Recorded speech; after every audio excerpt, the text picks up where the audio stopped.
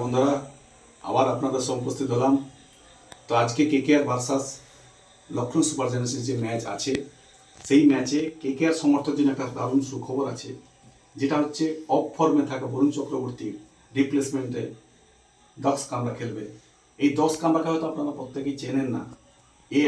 এও একজন কিন্তু বরুণের মতো মিষ্টি স্পিনার, এবং এই মিষ্টি স্পিনারকে কিন্তু আদপে কিন্তু কোনো ইন্টারন্যাশনাল লেভেল এবং কোনো মানে ইন্ডিয়ানও বড় প্লেয়াররা কিন্তু একে চেনে না, যার ফলে এর মিস্ট্রি কিন্তু বুঝতে অনেকেরই কিন্তু অসুবিধা হবে এবং তার ফায়দা কিন্তু কলকাতা পাবে।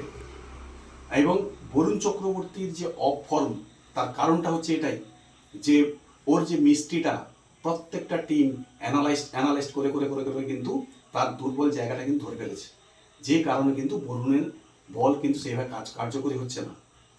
এবং যেটা শোনা যাচ্ছে, এটা পাক্কা খবর, আজকে 10 কামরা খেলবে। এবং আরেকটা খবর যেটা শোনা যাচ্ছে যে বরুণের সম্ভবত হয়তো চোটও আছে। যাই হোক, এটা 10 কামরা যদি আজকে খেলে তাহলে কিন্তু কেকেআরের জন্য একটা ভালো খবর।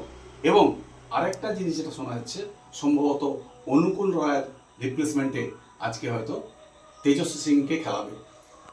আপনারা তেজস্বী সিংয়ের নাম হয়তো শোনেননি, এও কিন্তু দিল্লি প্রিমিয়ার লিগে কিন্তু 170-75 স্ট্রাইক দেয়, কিন্তু খুব মানে সুন্দর রান করেছে। এবং এই ছেলেটার হাতে কিন্তু বড় বড় শটও আছে। এই দুজন প্লেয়ার যদি কেকেআর টিমে কিন্তু আজকে যদি খেলে, তাহলে কিন্তু কেকেআর টিমটা কিন্তু স্ট্যান্ড আপ করে যাবে এবং কেকেআর টিমটা যে দুর্বল জায়গাটা দেখাচ্ছিল অনেকটাই কিন্তু ঘুরে দাঁড়াবে, মোমেন্টাম কিন্তু পেয়ে যাবে। আরেকটা জিনিস যেটা আপনারা হয়তো শুনেছেন কিনা জানি না, আইপিএলের একটা নতুন নিয়ম নিয়ে এসছে। যে নিয়মটা হচ্ছে, ম্যাচের আগে কি হতো, বিগত দিনে কি হতো, 25 থেকে 28 জন প্লেয়ার যারা প্রত্যেকটা ফ্র্যাঞ্চাইজি অকশন থেকে প্রত্যেকটা প্লেয়ারকে কিনতো, সেই 28 জন 25 জন কি 28 জন প্লেয়ার ম্যাচের দিন যে কেউ কিন্তু জল বওয়া থেকে শুরু করে আপনার কোনো মেসেজ পাঠানো শুরু করে যে কেউ করতে পারতো, এর কোনো বাধ্যবাধকতা ছিল না।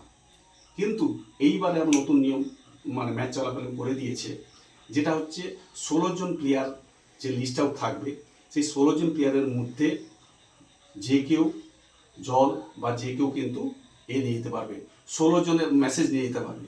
16 জনের বাইরে কেউ কিন্তু এটা করতে পারবে না। যদি কেউ নিয়ম কোনো প্লেয়ারে ভঙ্গ করে বা মানে কোনো ম্যাচে ফ্র্যাঞ্চাইজির এই প্লেয়ার যদি ভঙ্গ করে, তাহলে কিন্তু আইপিএল তাদেরকে জরিমানা করবে।